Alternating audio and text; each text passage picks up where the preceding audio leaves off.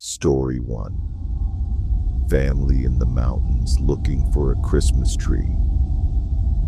This happened in early December. My wife Marianne, our 7-year-old son Andrew, and I decided to drive up into the mountains to cut down a real Christmas tree. The weather was cold and cloudy, with that heavy sky that feels like snow is about to fall. We parked in a remote area with no other cars around. We took flashlights and an axe and headed down a narrow, unmarked path into the trees. Andrew was excited, running ahead and throwing snowballs. The deeper we went, the darker and quieter it got. We all started feeling like someone was watching us. Then we heard slow crunching in the snow behind us. A man in dark, thin clothes stood about 20 feet back, pale, stiff, underdressed for the cold. He smiled creepily and asked if we were looking for a Christmas tree. We lied and said we were just walking, then quickly headed back. He followed, getting closer without making much noise. When we reached the parking lot, both right side tires on our truck were slashed. We called 911, but reception was bad. From the tree line, multiple shadowy figures appeared, at least 3.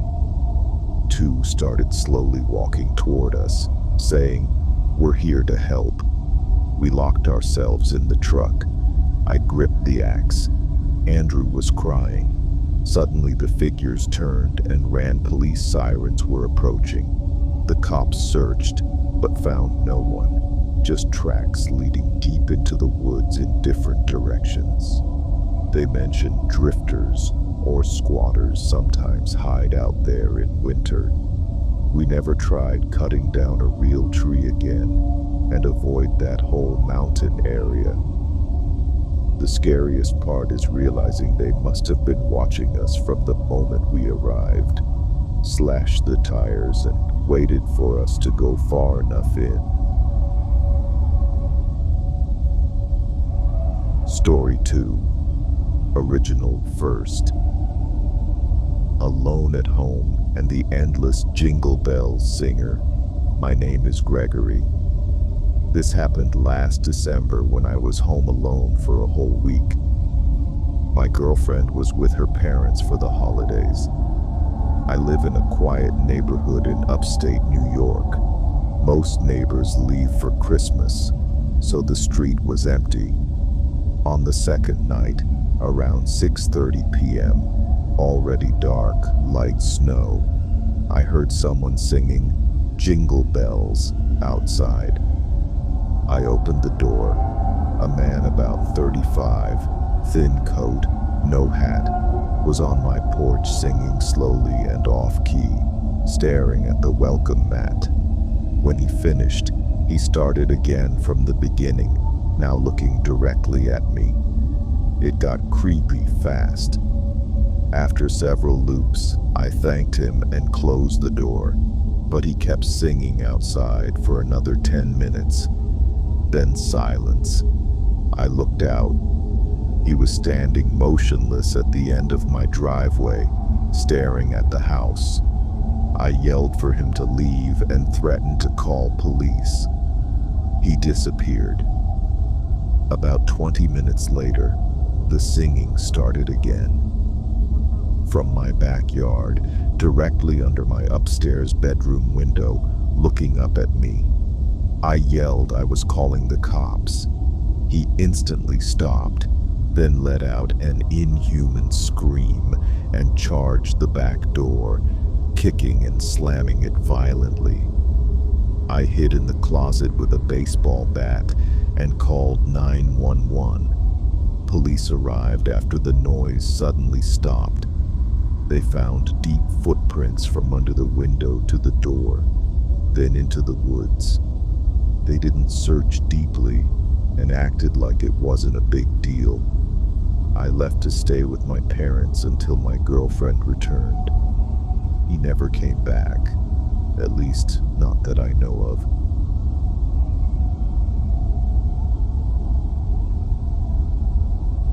Story 3. 9-year-old home alone and the fake Santa at the door. I was 9 years old, a few days before Christmas. Both parents were out briefly. Mom at the grocery store, Dad working late. I was watching a Christmas movie by the fireplace, eating cookies. The doorbell rang. Unusual for that hour. I looked through the peephole. A man in a full Santa suit, red coat, hat, beard, stood way too close to the door, holding only a clipboard. I whispered, "Who is it?" He leaned in and, in a fake Santa voice, said he had gifts and I should open the door. I knew better, told him to go away. He went silent, then asked if I was home alone. I backed away quietly. Moments later, the front doorknob rattled, then, almost immediately, the back doorknob too. He'd run around the house. Terrified, I called my mom. She rushed home and told me to hide behind the couch.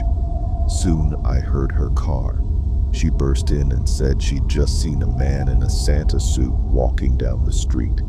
She yelled at him. He claimed he was collecting donations but sped off nervously. She called police. Neighbors said he'd knocked asking for donations, but it felt like a scam. We never learned who he was or if he was caught. Every Christmas when I see Santa decorations, I remember knowing that man wasn't Santa, and he wanted something else. I was lucky the doors were locked and Mom got home fast.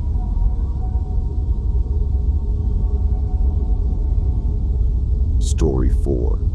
6-year-old at NBA games and the stalking man. This is from about 10 years ago when I was 6, just turned in November. We lived near Dallas. For Christmas, I got Mavericks gear and tickets to 2 Mavs games, Deck 27 versus Thunder and Deck 30 versus Wizards, my first NBA games ever. The first game was great. Mavs won. The second game, seats were higher up. During halftime, my family went for food.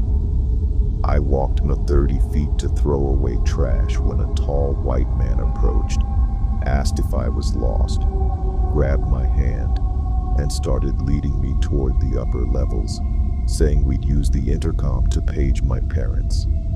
Something felt wrong. No badge, empty area. When he let go to check his phone, I ran back to my brother. I didn't tell anyone. Game ended, Mavs won big, but I was quiet. Driving home, a truck pulled up aggressively behind us, honking. It was the same man driving, with 3 silhouetted men inside. They just stared when my parents yelled. That night I woke to a flashlight shining in my bedroom window. The man was outside. I screamed. Parents searched but found nothing. Thought it was a car shadow. New Year's Eve. A few days later, doorbell rang near midnight. It was him. I recognized the voice, handing out lost dog flyers. Parents didn't believe me.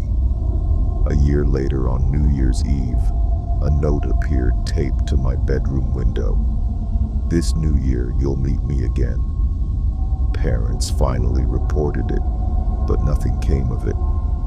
I've been terrified of New Year's Eve ever since, always closed my curtains, and avoided NBA games for years. The man knows where I live.